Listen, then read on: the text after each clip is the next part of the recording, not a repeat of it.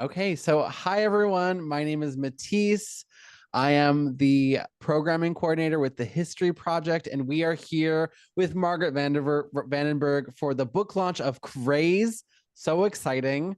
And yeah, Margaret, why don't you give us a wave? Hi. I'm gonna spotlight um, and myself too. So hi everyone. Um, I have a couple of things for the History Project. We're the hosts of the History Project. I've got a couple of things to tell you all about. I'm going to introduce Margaret and the book, and then we will get going. So just a couple of things that I want to so if you don't know, and in case anyone's new here to the History Project, welcome. We are Boston's LGBTQ plus community archives dedicated to documenting, preserving, and sharing Boston's queer history. So if you are all at all interested in LGBTQ history at all, please follow us on social media to learn about upcoming activities. We have things that are virtual all the time. There's our Instagram in the chat. You can also find through there, we have like a link in our bio. You can find our newsletter and you can subscribe to that. That's also a great place to keep in touch with everything. I have a couple other things a couple initiatives that we're rolling through. It's the 20th anniversary of gay marriage here in Boston, Massachusetts, which is really exciting. So we are doing a project called Honey, Let's Get Married. And the point of that is to create a community archive of the history of LGBTQ plus marriages in the last 20 years. So if you've gotten married in the last 20 or so years, and it's queer in some way, shape, or form, please share a video. You can share pictures, tell a story, anything and everything. You can go to our the link I've put here. You can see the archive and all the stories that people have shared so far, and you can also contribute your own. So please help us build out this community archive and history of LGBTQ marriage over the last 20 years since it was legalized in Massachusetts in 2004. Wow, can't believe it's been 20 whole years. That's amazing. I have one more little thing to highlight. For those of you who are in the Boston area, we have our annual History Maker Awards. So this is our award show. We do it every year. And this year we are honoring the Combahee River Collective, which is a Black feminist organization that was pioneering the ideas behind intersectionality back in the 70s here in Boston. We're really proud of them. They're sort of one of those people they're one of those groups that are always featured in like an intro to women gender studies class. They're great. The Combahee River Collective.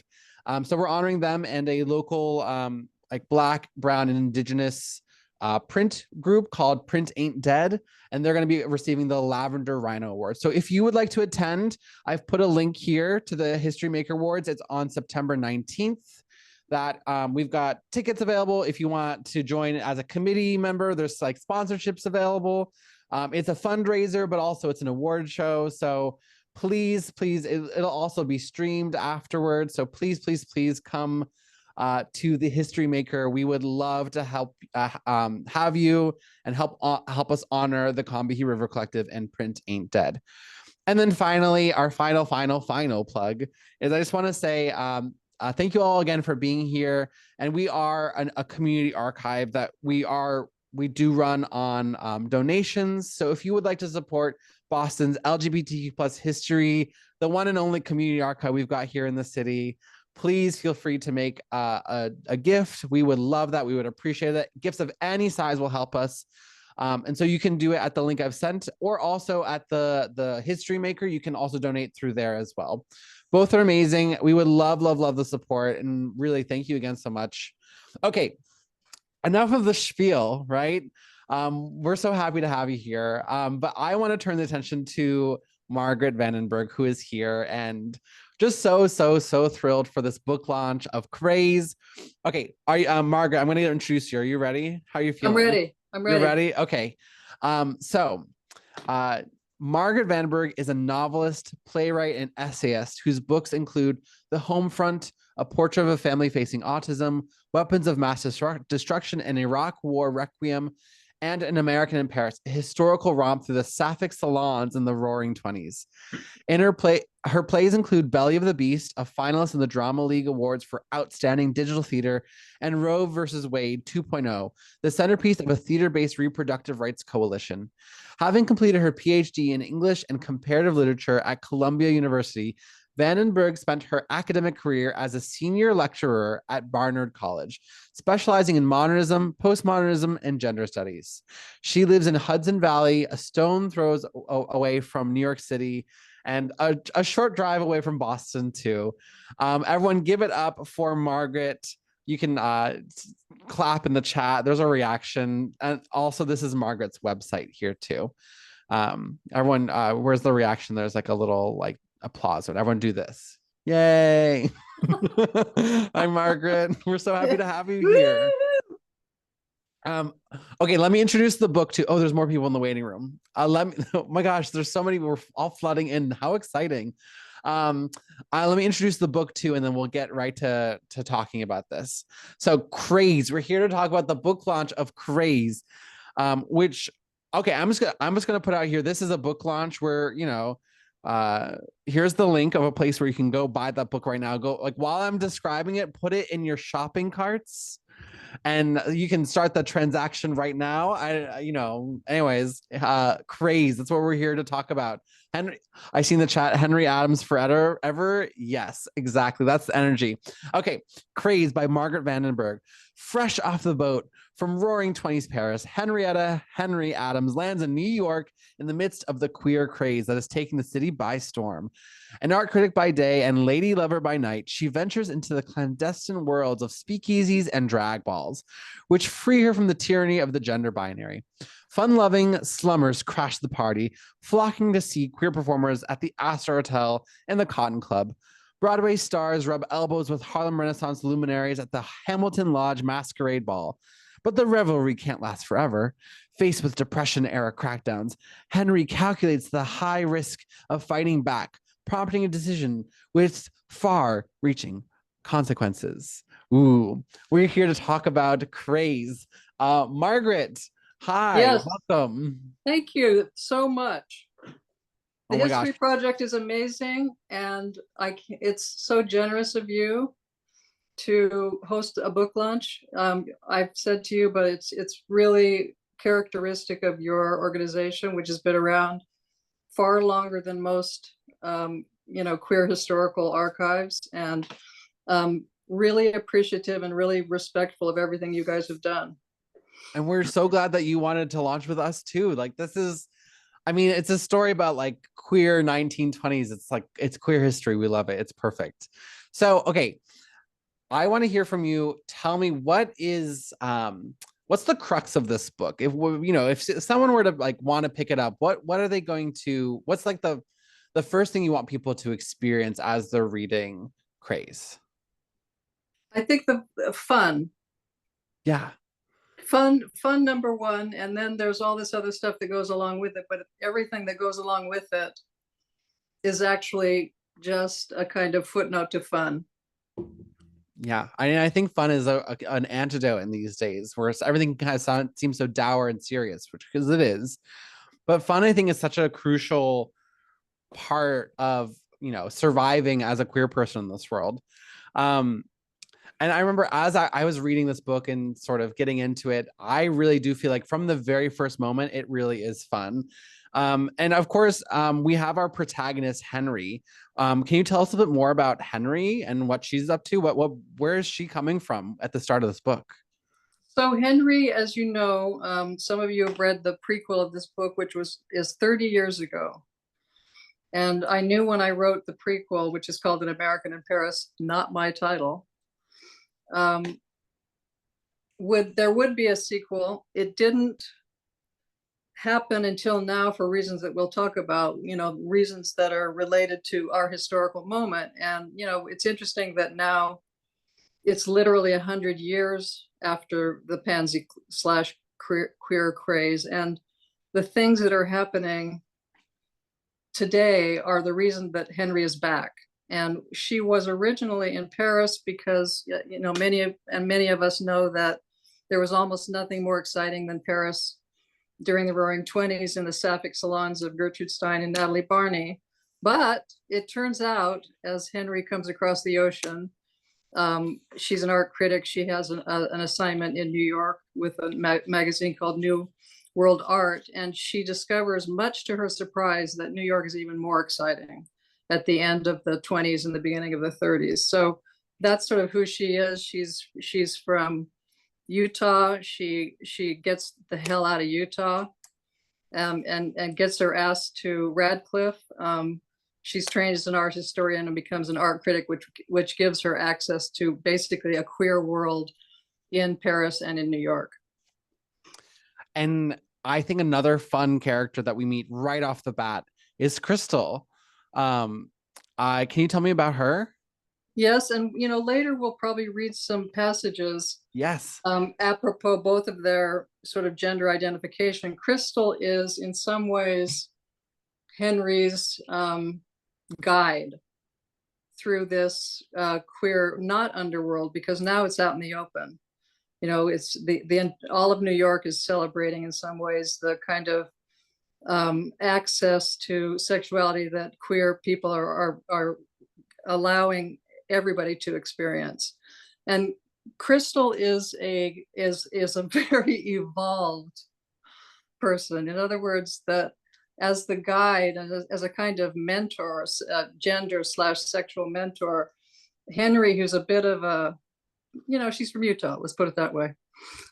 She needs some instruction on how to sort of loosen up. And that is in the form of that instruction of Crystal, who is a former drag queen, but has so internalized basically her fabulousness that she no longer needs to perform on the runway. As the novel says, New York is her runway. Yeah, and I think a big part of this is just how present New York is. I was wondering if you could tell me a bit more about like the context of the book. What was inspirational to you about 1920s New York, and why did you want to write about it? What brought Henri there for you as the author? Yeah, so the impetus to write both of the books, the prequel in Paris and then this book, is that I wasn't sure sort of how much people knew about our history.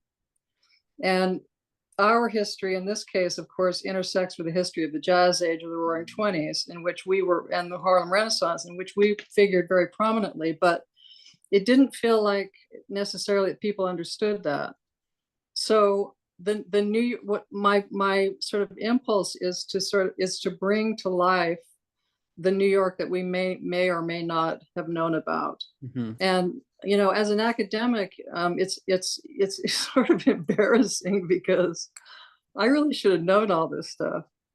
So I'm not a very representative example, but I guess that's sort of why I thought that people maybe didn't, because if I knew so little about it, then I assumed that was sort of the case with most people, unless they worked at the History Project in Boston like you, or the Lesbian Her Story Archives, perhaps in Brooklyn, if you live in New York. But so this is the New York of the so-called pansy craze, which is a term that was coined, as many of you know, by George Chauncey in his magnificent book, Gay New York. But that's an example of sort of also, again, why I wanted to write this book and the kind of New York that I'm trying to portray, because the pansy craze as a term clearly has a kind of erasure. Mm-hmm. And, I think, Matisse, you and I are going to talk a lot about sort of language as we go along. But yeah. I felt, again, that the New York that's represented in the book, and even the language that we use to describe that New York, has to move away from things like pansy craze. So we use the term queer craze in the book. And so we open it up to all different stripes, all different kinds of people, and then also allow that queer craze New York to bleed into the New York of so-called heterosexuals, because there's this inextricable, as I tried to say before, relationship between the Roaring Twenties, the extent to which queer people allowed them to roar, mm-hmm. and the extent to which the Harlem Renaissance was also a kind of queer renaissance. Mm-hmm. Yeah, I mean, I think one of my favorite things about this book is the fact that it's a real historical fiction sort of book where you've got this imagined world, but there are also real life characters that are referenced, that are like were real parts of history, right? And like imagining things that we can't even know about them. Like, you know, we all know Gladys Bentley at this point, hopefully. She's great, but you featured her into this book. So I'm wondering if can you tell us a bit more about who are some of these other historical figures who make cameos in your book, and why did you choose them? And tell us about them. Yeah, so there's, there were the queer neighborhoods, really the sort of premier queer neighborhoods in New York in the 20s were Brooklyn Heights, the Village, of course, which is where Henri lives, and Harlem. And then as the queer craze really took hold, 42nd Street really became a kind of hotspot as well. So with the Harlem Renaissance side of things, you've got Claude McKay, you've got Langston Hughes, Carl Van Vechten, Alelia Walker, some of you may know, had a really important Harlem Renaissance artist salon. Downtown, you had the salon of the Stettheimer sisters, who, if there's a sequel, which hopefully there will be, she'll figure prominently because she had a sort of they had a non-binary salon, not unlike Gertrude Stein and Natalie Barney in Paris. The artists that come into it, because she's an art critic, are people like Joseph Stella. She interviews him. Georgia O'Keeffe figures very prominently and has a big influence on her coming of age, the education of Henry Adams, to use the prototypical title, that to the extent that Georgia O'Keeffe may or may not have been queer per se in terms of her sexuality, she certainly was non-binary in terms of her understanding of herself and her art. Then Mabel Hampton, some of the performers, John Mallon, Gladys Bentley, you mentioned. And then in the background, of course, because she came from Paris, you've got Gertrude Stein, Natalie Barney, Hemingway, Virginia Woolf, Romaine Brooks. So it's really, there's a lot of famous people in the book. That's wonderful. It's a great way to introduce people to all these important figures. Like what better way than, just sort of just like a slab of historical text, instead through a fun jazz age romp, through parties and drag balls. Like, that's so fun. Yeah, Georgia O'Keeffe is so interesting. I remember I saw a show about her at the Peabody Essex Museum in Salem, and they did a whole show about like her clothing collection because she sewed everything herself. And there were these very androgynous, flowy garments, and she's a really cool figure. And I'm really excited that she's figured in this book. Yeah, she's an interesting one. Yeah. Okay, I have more things I'm curious about.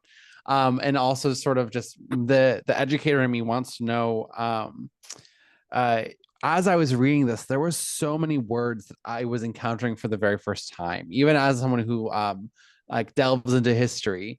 So I was like, there was something about the jam people and the slummers, and there was so much slang that I was sort of encountering, and I was making inferences. But I was wondering if you could give us a little like vocabulary lesson on some of the 1920s like queer slang that we're going to encounter if we read your book. Not if we when we read your book, when we read your book. Sounds good.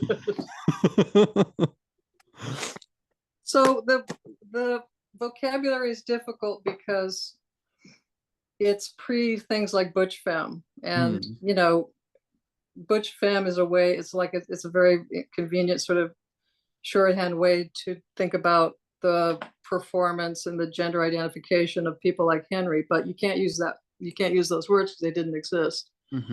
So even the decision to say queer craze is fraught, because these terms don't mean what they meant then.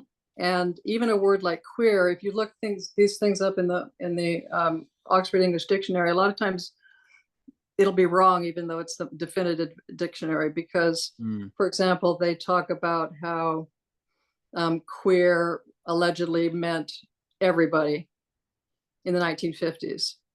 But the epigraph of the novel disproves that. And the epigraph is, I'll just read a tiny bit of it. Please.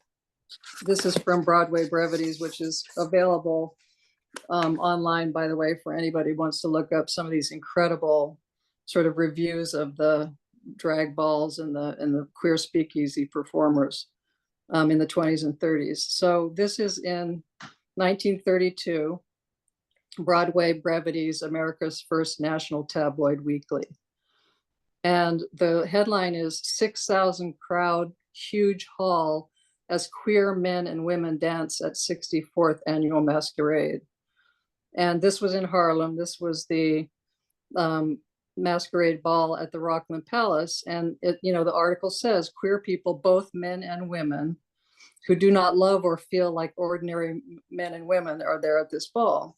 So that was my kind of impetus to then feel free to use the word queer to represent everybody, even though there were later sort of debates about what the term meant. And in fact, there were debates within the queer community itself, that is queer men, because in the 40s, gay men decided that queer was too stigmatized and they turned against it. But in the earlier period, queer actually meant it was a liberating phrase, right? And we're accustomed to this because phrases come in and out.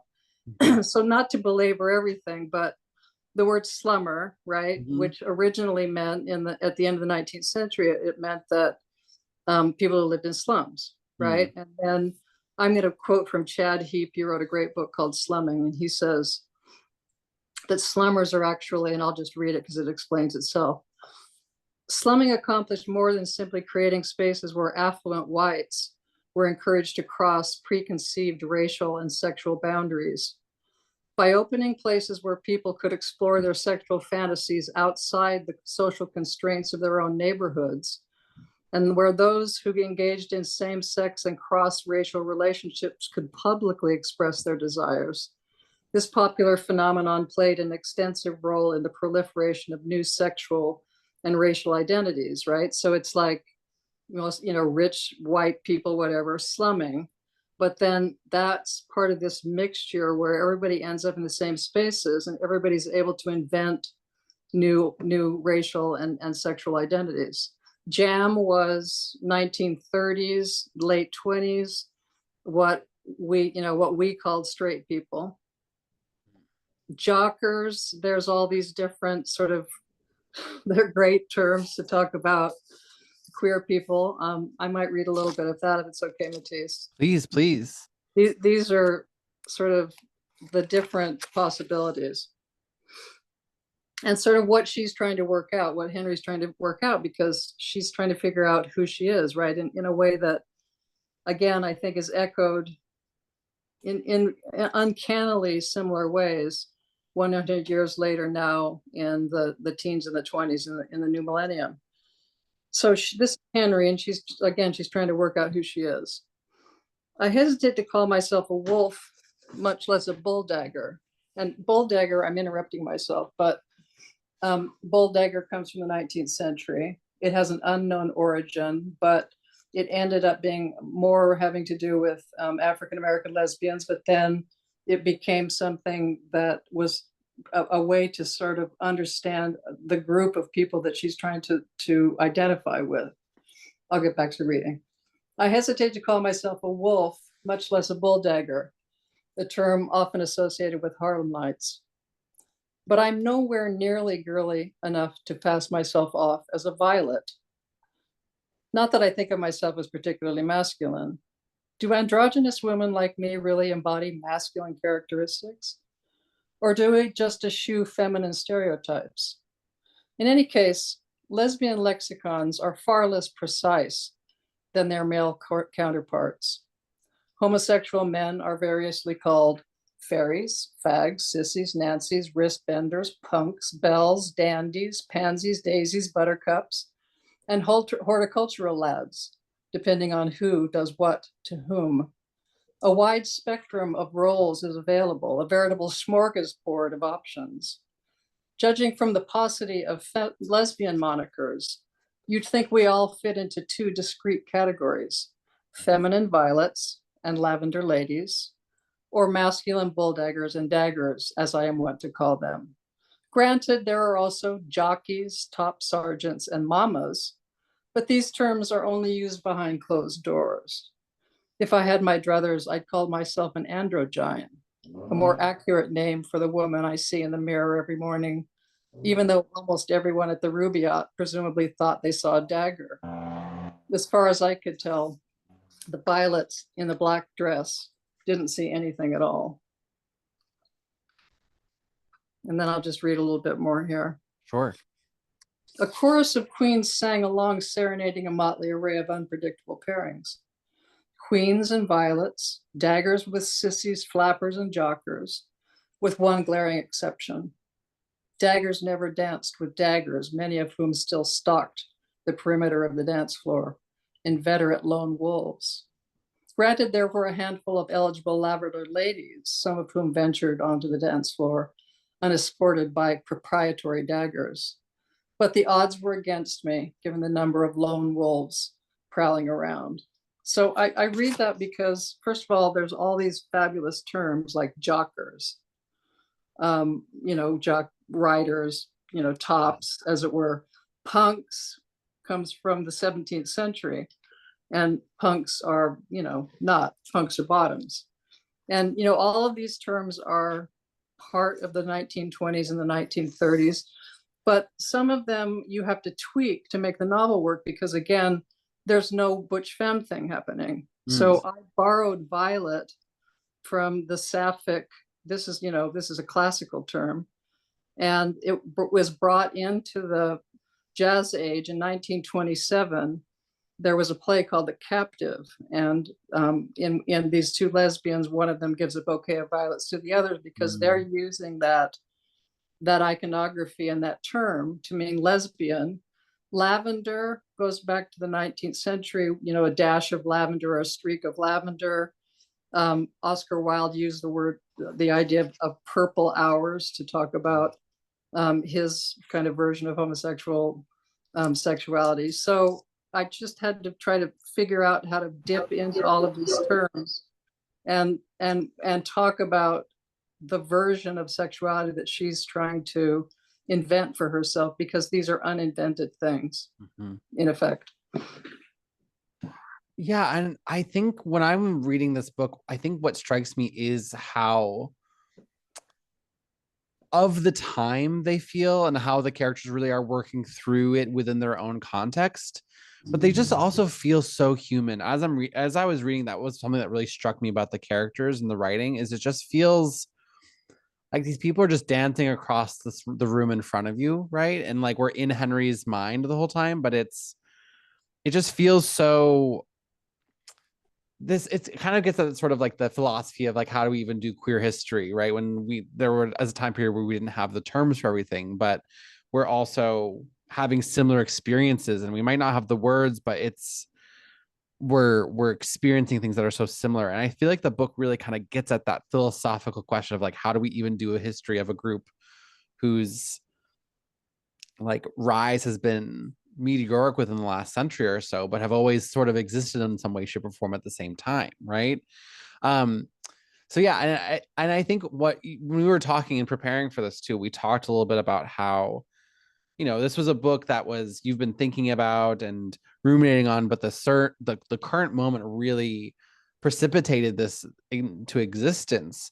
So I'm wondering, like, what about now, and what are we thinking about these days that really spurred the creativity to bring this book to life? Like, what was happening in the world that made you inspired? Right. So, it's been in my unconscious or in my subconscious and sometimes in my consciousness for 30 years that this is going to happen. But I think we all know that we're 100 years later at this inflection point. And the inflection point will in part be, political, which we can talk about. Tonight is the last night of the convention. Our candidates are both, I think, queer champions, thankfully. And the other side is trying to orchestrate the crackdown that, bans books and bands drag performances and drag identities. And in fact, you probably know, a lot of you, that there's a drag pack, and Yes. it's being run by Ben de la Creme and Peppermint and Monet Exchange, etc. Right? Because they're, people are really getting active because we're at this inflection point.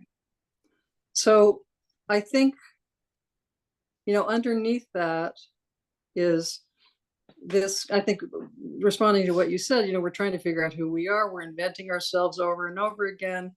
And at bottom, the question is sort of, what is gender fluidity? What is not non-binary mean?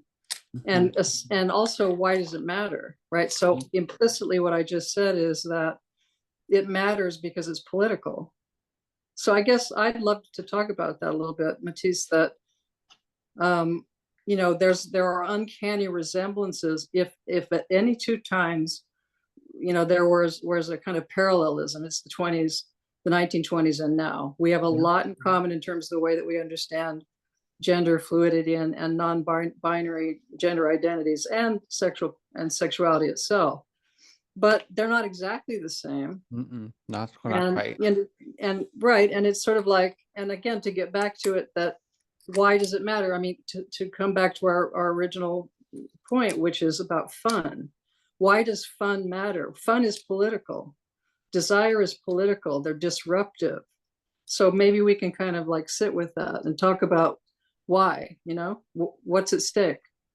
Yeah, I mean, the fact of the matter is that, like, rather than being able to explore and play with gender identity, presentation, senses of self, relationships, there's I mean, it's been recently at this time period where people can really be exploratory and have fun, and that's what's at risk of being lost if things go any particular way in the next coming election, or culture wars raging in our country.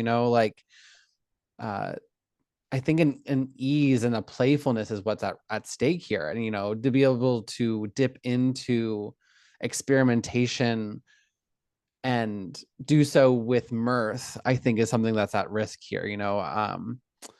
Because the reality, I mean, part of what happens at the end of this, not to give spoilers about history, but the queer craze does come to an end, right? I always feel funny about that. Like, okay, are we spoiling it? But it's just the history books.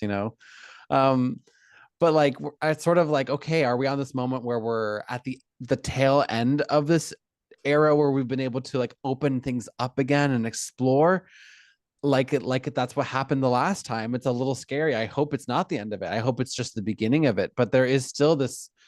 I mean, I think as I was reading this book, it kind of felt like there's a prescience that the character has, that about like what could be happening, and it feels so relevant to our times because it feels like we're sort of at this precipice of like, oh my gosh, are we are we tumbling over, or are we going to just kind of keep opening the doors of exploring exactly what your kind of question was, which is like, what is non-binary, what is gender fluidity, and sort of the politicalness is to do we actually have the room to just explore that and live in it and play around and have fun, versus just having to have like definitive answers about the essence of what someone really truly is, and kind of having to boil people down to like essential cores, right?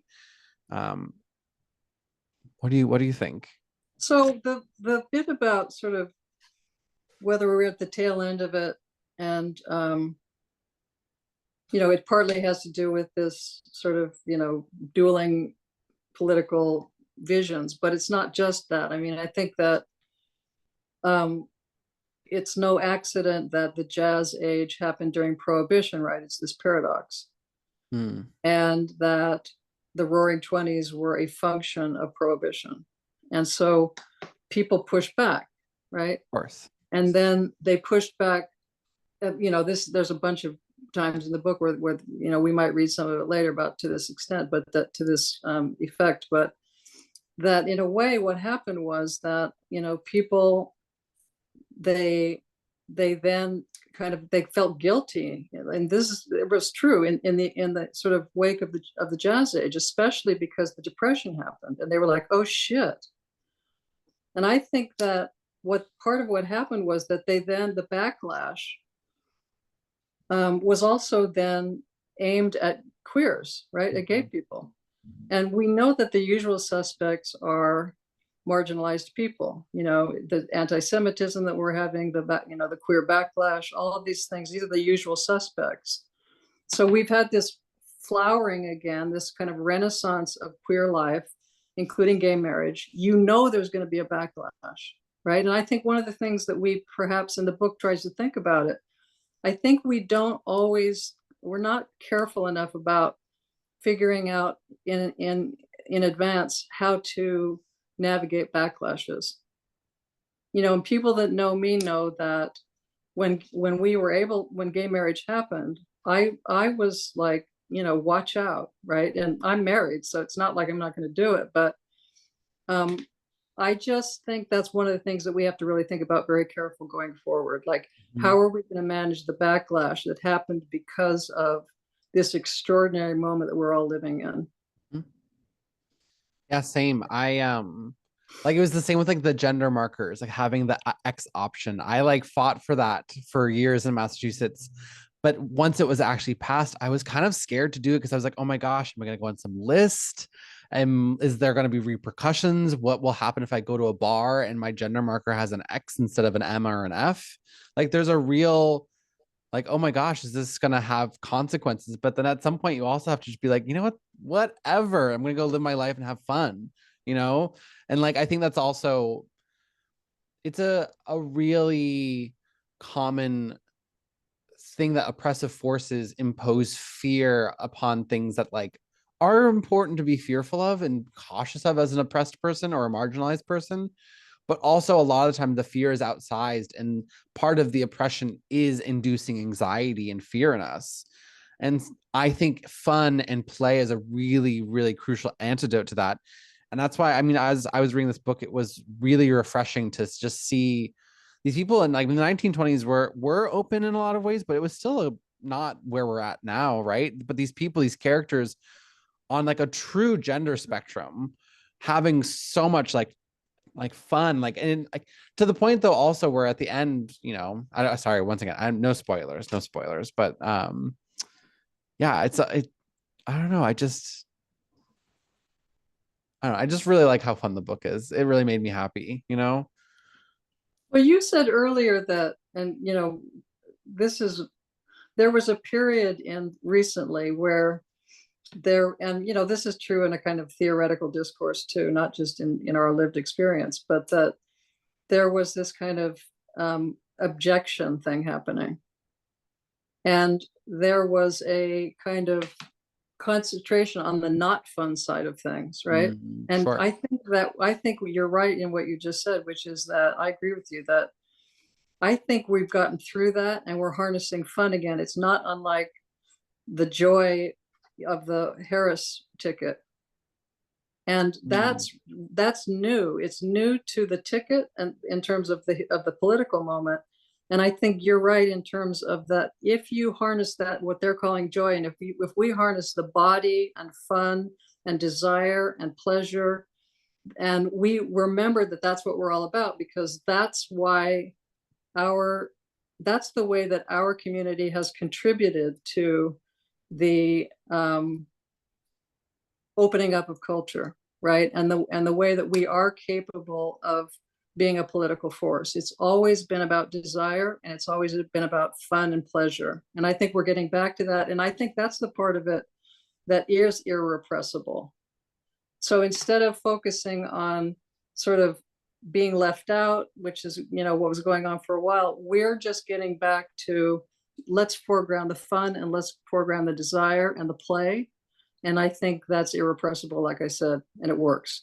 Yeah, I mean, fun is infectious, laughter is infectious. And I mean, queer and trans people of all intersecting experiences, we bring such a rich depth to the tapestry of the human experience.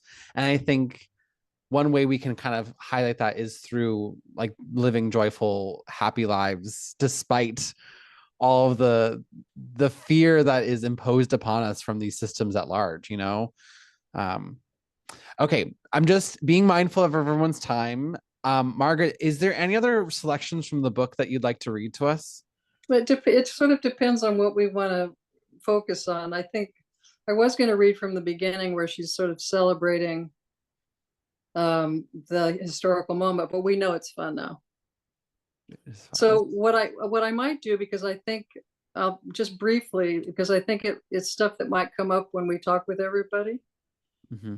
And I might just read a couple of things about gender identification and about these people trying to figure out who they are. Yes, love just, that. just briefly. So just a little bit on Crystal. I don't mean to say Crystal ordinarily identified as a woman per se. In those days, queens and bulldaggers generally thought of themselves as men and women respectively, having rejected the well of loneliness premise that we were trapped in the wrong bodies. The idea that a body, any body, could be wrong begged the question of what constituted a right body. Crystal wasn't so much a woman as a queen, a body on the spectrum of femininity without feeding into the prescribed gender roles. By the same token, I wasn't mannish any more than I was womanish. I was androgynous, a whole new species of being, or should I say, becoming, a gender in motion. So Crystal, and then I'll just read a little bit. One of the love interests, she has very different love interests, but one of them is called the Python. She's a sort of dark I love this character. I love the Python. Tell us about the Python. So she sees the Python for the first time and she's terrified. Had I not been in a lesbian speakeasy, I might have mistaken her for a man. It wasn't just her hair, which was razor cut close to the scalp, and her leather pants and vest. It was the brazen way she carried herself, her knife-like gestures and economy of motion. While I was living in Paris, Gertrude Stein cropped her hair short, initiating a fashion trend in sapphic circles. But she was still recognizable as a woman, if only because her ample bosom and exotic brocaded vests. The same could not be said of the bulldagger at the Duchess. I had never encountered anyone like her, him, not even close. Back in the day, we didn't have names for women like her. I wanted to read this part because I don't know if we can, but if we could talk about pronouns and about the language that we're trying to invent and why, and does it matter? Even the word bulldagger, a relatively recent addition to our lexicon, was usually associated with Harlemites. The word queer meant different things to different people. More masculine men like to call themselves queer to distinguish themselves from pansies. At the same time, the meaning of the word was expanding to encompass homosexuals of all stripes, lesbians, pansies, and everybody in between. And we started to think of ourselves as a united front, not just a loose collection of parallel predilections. We were a work in progress in a way, exploring the linguistic parameters of who we might become. Looking back at that remarkable creature at the Duchess, I would venture to say she was ahead of her time. She simultaneously fascinated and distressed me, either because I wanted to become more like her or was afraid she had gone too far. When did a woman cease to be a woman? If I were to coin a term for them, what would it be? An Orlando, perhaps, not unlike Virginia Woolf's titular hero, a man one minute, a woman the next, a breed apart. So maybe that can help us think about gender and language and the like. It's delicious, honestly. I just like it's a beautiful way to explore this. Yeah, I mean, the reality is it's like this grasping for the in-betweenness and the motion between gender and across gender and through gender has been going on for a long time. I mean, you think about the sex research institutes of Maxfield Hirschfield, right? I mean, he was coming up with, I think he had like a system of like 40 plus genders. He was being very like scientific and systematic about it, right? With like, if you're and the Nazis got him. Then the Nazis, they burned all the books of his library. But it's something people have been grasping at for a long time, and I'm really glad that you're able to explore this in your book. Um, and and it's something that really we've been over the last century, really, like you mentioned, trying to create. We're kind of like summoning it almost, right? But also you're kind of referencing these things that have always been. Like, I always think about when specifically with pronouns, and as someone, I use they them pronouns. I'm one of those, the they thems that people talk about. Uh People always ask me, like, why don't we just invent something new, like, and the reality is that we've been using they as a singular pronoun for people we don't know the gender of since the 1300s. It's not new to the language. It's actually quite old. It's older than singular you, in fact, which I think is fun. It's one of those things where it's like, yes, like, we're conjuring up this new era, these new ways of thinking and ways of being, but also we're also just referencing these like kind of ancient human experiences that have been around and have been referenced at different points. And I love what one of my favorite parts about your book is it's just sort of, it just feels so, as someone who like does play with gender quite a lot, it just feels like this innately human perspective to me. And I love that. And I want everyone to read it so that you can also just dive into the cool depths of just being able to live in it. It's really, really fabulous, people here, when you can just think of yourself in this. Well, I don't know. Your book is really wonderful, Margaret, and I'm really, really happy that you're launching it here with us tonight. Thank you, Matisse. I love what you said with the innately human, because, going back to the Hirschfeld and the Nazis, that, this is, it's a spectrum thing. It's like, and it's a continuum, and yet an innate, therefore, and yet it's the most terrifying thing to the authoritarians, right? To the prescriptives, to the, to the, I mean, even fascists in the case of Hirschfeld. And it's sort of like, why? Why is it that there are certain groups of people that are first not only stigmatized, but punished by the authoritarians, and are why? Control, right? So that's just proof on its face of how valuable our disruptions are. Mm-hmm. And how valuable non-binary and fluidity really is, because to say it's political is to kind of skim the surface of what we're trying to talk about, and it's valuable to everybody, right? No matter where they identify on the spectrum, including heterosexuality, right? Whatever that is. That is to say that we're all in this together as this kind of accordion of gender, and therefore it's equally important to all of us who want to live free lives, as it were. Beautifully said. It is so important to all of us. Okay, as we're coming to the end of this, we're going to be moving into a Q&A in just one moment, but I'm going to do the classic nonprofit move where I put the link again, and I patiently say, everyone, please go and pre-order this book. I've put the link in here. Take a moment and add it to your shopping cart. I'll give you a second if you want to enter in your shipping address. I just want to make sure that you all get this in your hands. So I'll just wait a moment while you all, if you have a moment, to add this to your shopping cart and get this book to you. You all deserve to read this. You all deserve to experience craze for yourself. So take a second while you're on your computers on Zoom, click the link, add it to your shopping cart. You can come back to a moment, finalize the transaction, but please buy this book. That's what we're here to talk. We're here to talk about this book. We want to get this into your hands. So please take a second. And then you could do a telethon. You'd be like really good at it. Yes, exactly, Jess. We all need the phrase "a gender in motion" in print on our nightstands. Exactly. You deserve this. You deserve to experience gender in motion. Every one of us do. It's the merch. It's the Craze merch. Craze merch. Okay.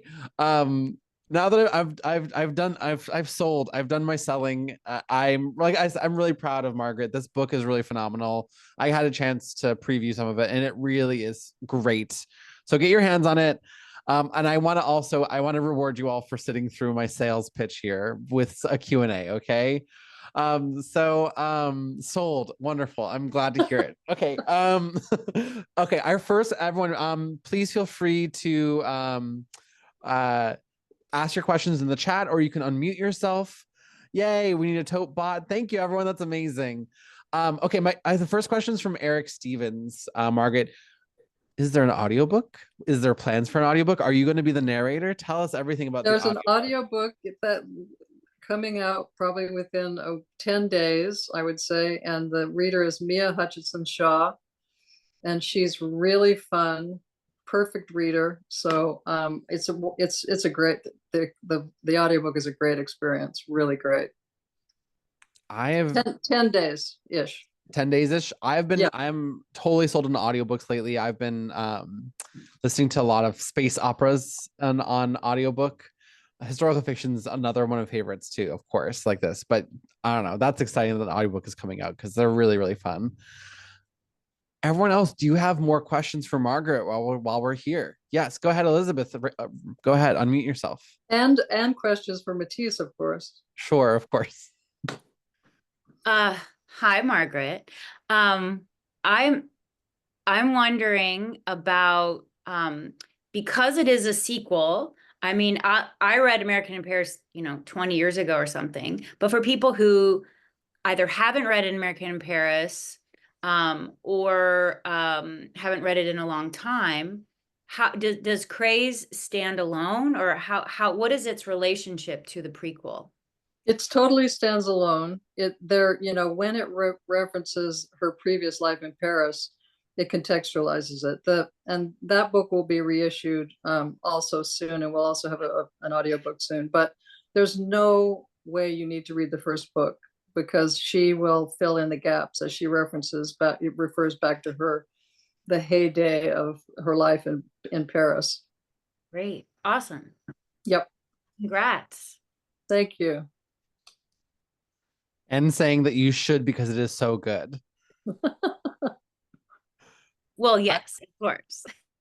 I'm so curious, just while someone else comes up with another question, please. You said at the very beginning, you alluded to the idea that this title of American in Paris wasn't not your own. Did you have another title for it? I did, but I mean, American in Paris is so lame because it's, the film. I mean, but I called it, which is very strange, I called it Sappho Takes Paris. Ooh, that's fun. I love that. That did not fly. Okay, anyone else have questions? We would love to hear your questions.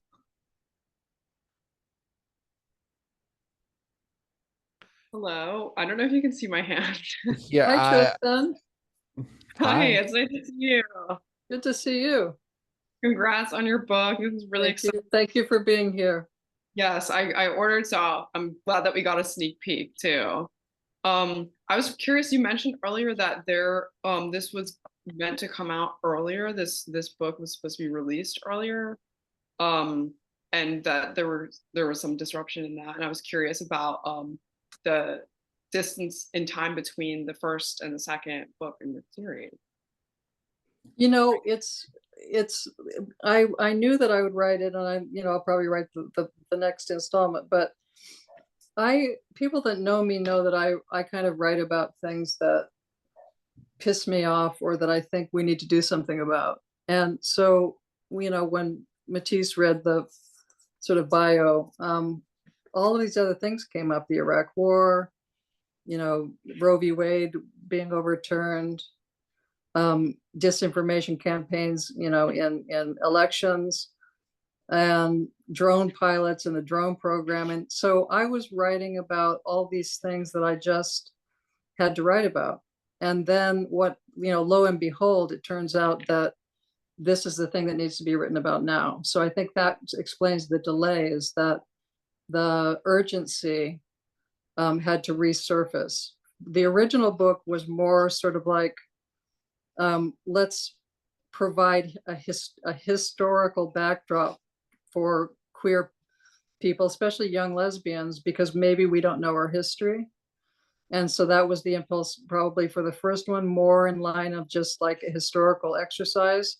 But this one is both. This one is a historical exercise, but also a kind of cautionary tale that what goes around comes around. Past is prologue, and we need to make sure that we get it right this time, because when Prohibition ended and the Depression hit, we were thrust back into the closet for 30, 35 years until Stonewall. That's a long time, and we can't let that happen again. So I felt like this is the time to write this one, because both a celebration of the queer craze, but also as a cautionary tale to sort of get our act together just in case. Wow. Perfect timing. Thank you so much. Thanks, Tristan. Hey, everyone, I think we have time for one more. Roy, you've got your hand raised. The floor is yours. Hi, Margaret. Hey, How's it- Roy. So hello. I wanted to ask, so as you know, I think a lot about sort of the role of family in the lives of queer people. Blood family and the sort of, I guess, more contemporary term of chosen family and all that. And I guess I was wondering what role family has in the book, because it sounds like it's a lot about making deep connections.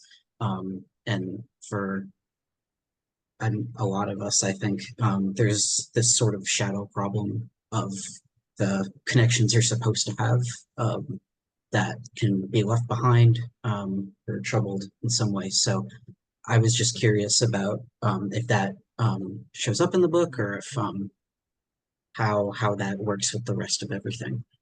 Yeah. Thanks for that, Roy. In fact, the second chapter, she doesn't go home, and she recounts the last time she went home when she graduated from Radcliffe, and she recounts the experience that she had there. And there's a kind of bonding experience she has with her father. They go asparagus hunting, and it's the one moment in the book, and in both books, where you get a sort of what could have been, but of course it can't be.